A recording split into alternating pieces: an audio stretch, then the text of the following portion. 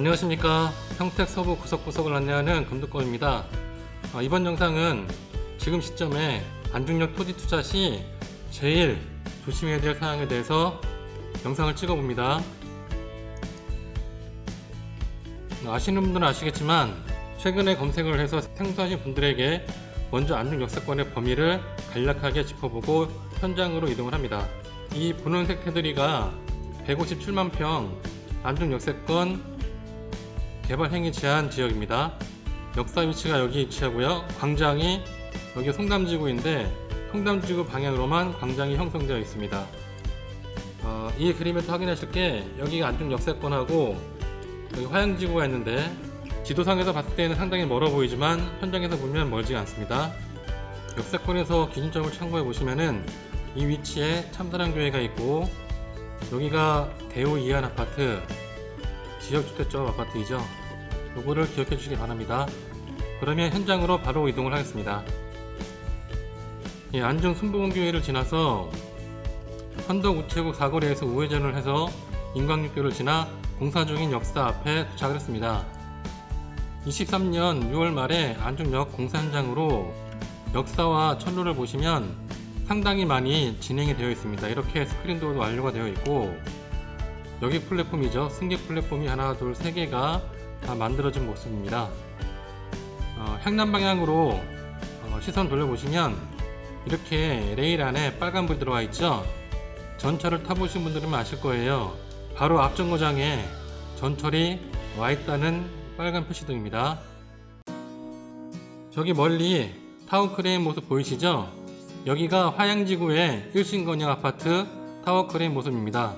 개발지도에서 보시면 상당히 멀어 보일 수가 있는데 현장에서 보시면 한눈에 가까운 거리임을 알 수가 있습니다.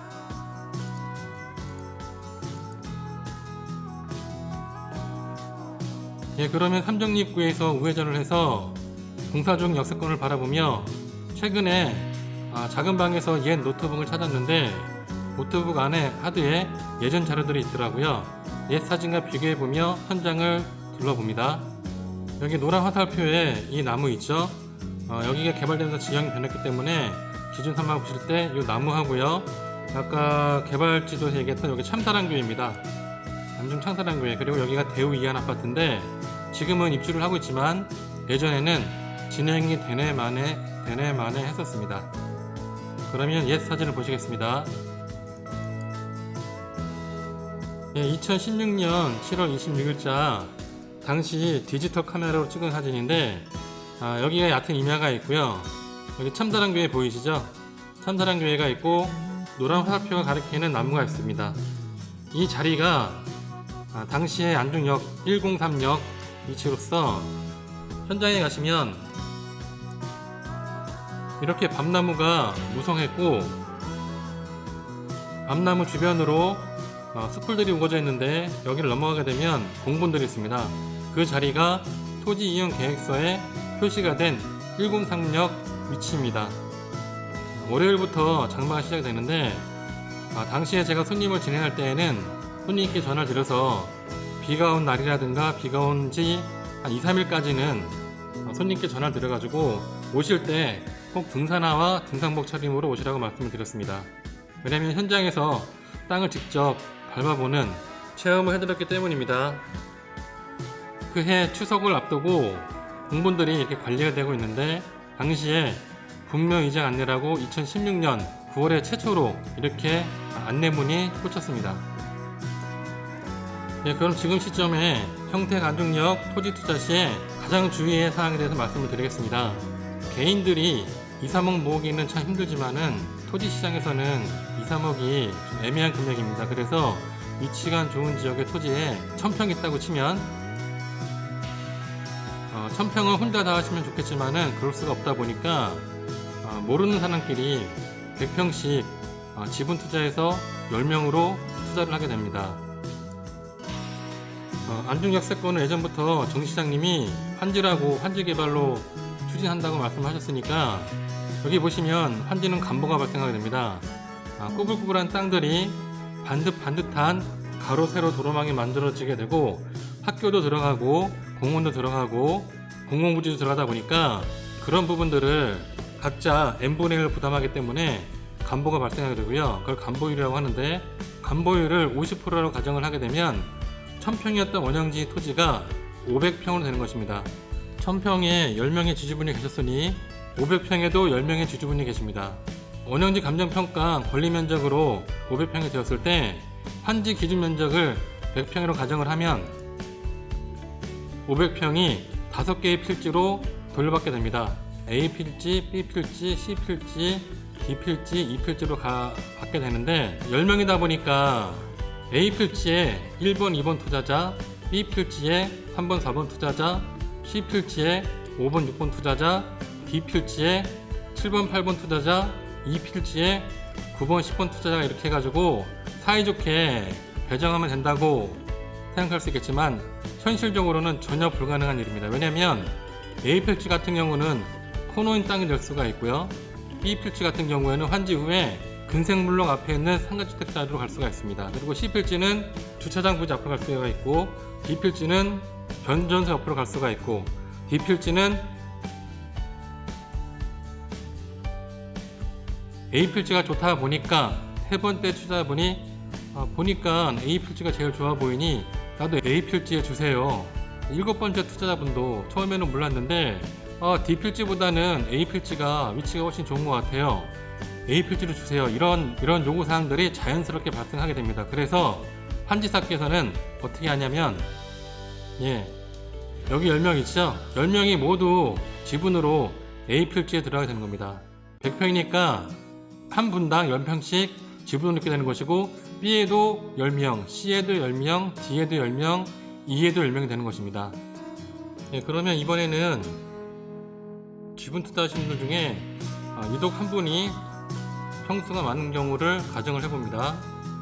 똑같이 위치가 좀 원형지 토지 1000평인데 100평씩 8명이 계시고요. 한 분이 200평을 갖고 있는 경우입니다. 예를 들어 보는 것이니까 다른 지분권자의 경우도 이 경우를 참고하시면 됩니다. 똑같이 간보율이 50%인 상태로 가정을 하면 1000평이 원형지인 1000평이 권리면적 500평이 되는 것이고, 200평이었던 분이 100평이 되는 것이고요. 100평이었던 8명이 50평씩 8분이 되신 겁니다. 여기서 기준명을 똑같이 100평으로 했을 때 권리면적 500평이 A, B, C, D, E 5개의 개별 필지로 받게 되는 것입니다. 그러면 이분 100평 있죠? 여기 100평 같지 않습니까? 이분의 입장에서는 내가 A 필지 단독으로 할 테니 B, C, D, E는 나머지 8분이서 2명씩 한 필지를 가지세요라고 생각하실 수 있습니다.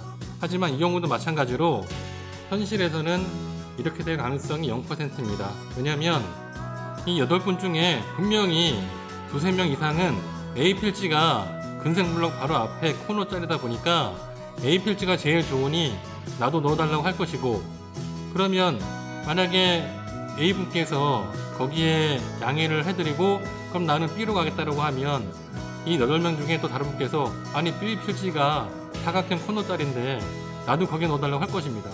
똑같습니다. 이렇게 해서 결국은 A 필지에 원형지에 있던 9명 있죠? 그 9명이 모두 들어가는 것이고, B에도 9명, C에도 9명, D에도 9명, E에도 9명이 들어가게 되는 것입니다. 이렇게 지분 소유자들끼리 같이 묶이게 되어 있습니다. 문제는 여기서 시간이 흘러서 땅을 매도하려고 할 때 9분 중에서 한 분이 사망하셔가지고 자녀 4명에게 상속이 됐다라고 하면 지분권자가 더 많아지게 되는 것이죠. 또 하나의 문제는 시간이 지나서 처음에 약정서를 맺어가지고 9명이서 동의가 되면 같이 팔자고 했는데 2분 정도가 외국에 나가셔가지고 연락이 안 되는 경우도 있습니다. 그러면 매도할 수가 없죠. 이게 소액으로 위치 좋은 땅을 할 수 있는 지분 투자의 장점과 단점이 됩니다. 동전의 양면을 보시고 지분 투자를 고려하셨으면 합니다.